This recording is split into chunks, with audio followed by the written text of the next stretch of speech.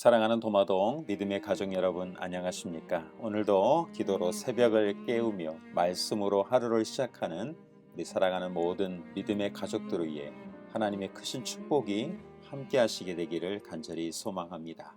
오늘 아침에는 예수님이라면이라는 제목으로 함께 말씀을 나누고자 합니다.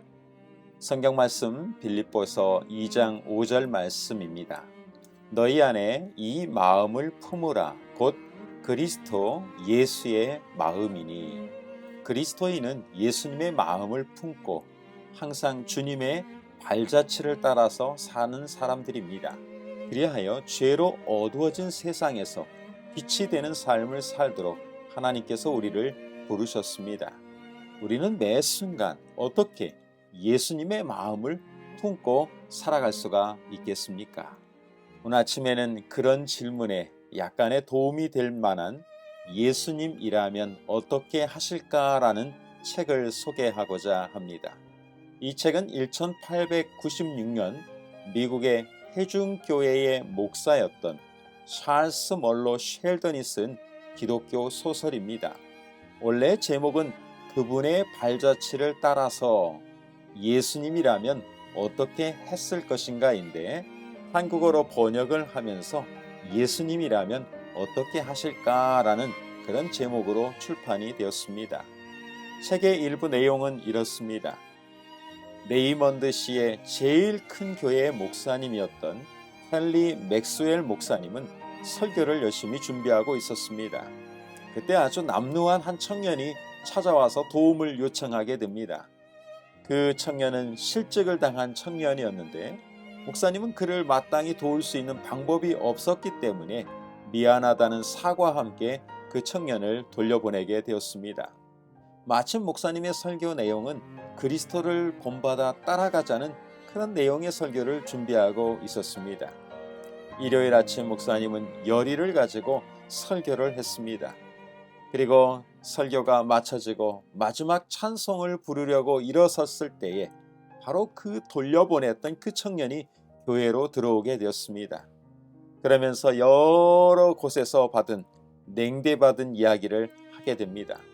그러면서 진정 예수님을 따라가는, 예수님을 따라 살아가는 그런 길에 진정한 의미가 무엇이냐고 묻게 되었습니다. 그 청년의 이야기는 이렇습니다. 예배가 끝나기 전 꼭 한 가지 묻고 싶은 것이 있어서 찾아왔습니다. 저는 술에 취하지도 않았습니다. 미치지도 않았습니다. 그리고 누군가를 해치고자 하는 마음이 조금도 없습니다. 오늘 목사님은 이렇게 말씀하셨습니다. 기독교 신자는 반드시 예수님의 발자취를 따라야 하며 그 발자취란 곧 순종, 믿음, 사랑, 그리고 모방이라고 하셨습니다. 하지만 목사님께서는 예수님의 발자취를 따른다는 말의 진짜 의미는 말씀하지 않으시더군요. 특히 모방에 대해서 말입니다. 그리스도인들에게 예수님의 발자취를 따른다는 것은 과연 무엇을 의미할까요? 도대체 예수님을 따른다는 것이 무엇을 뜻하느냐고 제가 묻고 있는 것입니다. 라고 이야기를 했습니다. 청년은 너무 지친 몸에 쓰러졌고 목사님의 사택으로 옮겨졌지만 얼마 후에 숨을 거두게 됩니다. 그리고 목사님은 그 다음 주 설교가 마쳐질 때에 이렇게 호소를 합니다.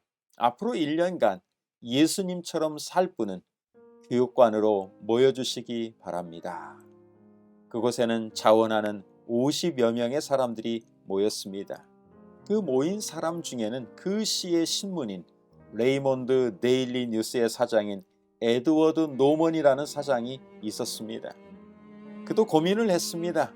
예수님이라면 어떻게 하실까? 아마 예수님이라면 우리 신문에 지금 싣고 있는 이런 권투 기사는 내보내지 않을 것 같았습니다. 예수님이시라면 굳이 세상 사람들이 자극적이고 흥미로워하는 그런 기사는 쓰시지 않을 것 같았습니다. 그래서 그런 기사를 다 신문에서 빼게 했습니다. 결과적으로 어떤 일이 일어났겠습니까? 신문이 안 팔리게 되었고 그 신문에 투자하는 광고주들의 광고비가 들어오지 않게 되었습니다. 그리하여 3주 만에 그 신문사가 부도 위기에 직면하게 되었습니다. 그 모인 50명 중에 버지니아라고 하는 자매가 있었습니다. 그녀는 유산을 상속받아서 방탕하게 지금까지 써왔습니다. 하지만 예수님처럼 산다면 어떻게 해야 될까? 그 신문사의 어려운 사정을 듣고 그 자매는 그곳에 50만 불을 투자하여서 그 신문이 계속 발행되고 기독교적인 그런 신문이 되도록 그렇게 후원을 하게 되었습니다. 그래서 이 이야기의 내용은 처음에 예수님처럼 살아간다고 할 때 모두가 위기를 직면하고 시련을 만났지만 후일에 하나님께서 함께 하시는 놀라운 경험을 했다는 이야기들을 담고 있습니다. 그저 교리 중심의 신앙을 하기보다는 예수님을 바라보고 예수님을 모방하는 예수님대로 살아가는 그런 삶의 중요성을 다시 한번 생각해 보게 됩니다. 교회증언 1권 454쪽에 있는 말씀입니다. 나는 그리스도인이 되는 것이 쉬운 일이 아님을 보았다. 그리스도인이라는 이름을 공언하는 것은 쉬운 일이다. 그러나 그리스도인 생애를 실천하는 것은 위대하고 신성한 일이다. 불멸의 면류관을 얻고 선한 행실에 대한 기록과 하늘에 기록된 의무 수행의 내용을 보게 될 때가 얼마 남지 않았다. 모든 나무는 열매로서 판정된다. 각 사람은 그의 고백이나 믿음에 의해서가 아니고 행위에 의하여 심판을 받을 것이다. 그가 얼마나 많은 고백을 했느냐는 질문은 결코 하지 않고 어떤 열매를 맺었느냐 하는 질문을 할 것이다. 모든 일을 그리스도의 마음을 품고 행하는 것이 실제 신앙생활에 얼마나 중요한가를 다시 한번 생각해 보게 됩니다. 어려운 상황이 닥쳤을 때 예수님이라면 어떻게 하셨을까를 생각하고 항상 주님의 발자취를 따라가는 삶을 살아가야 할 것입니다.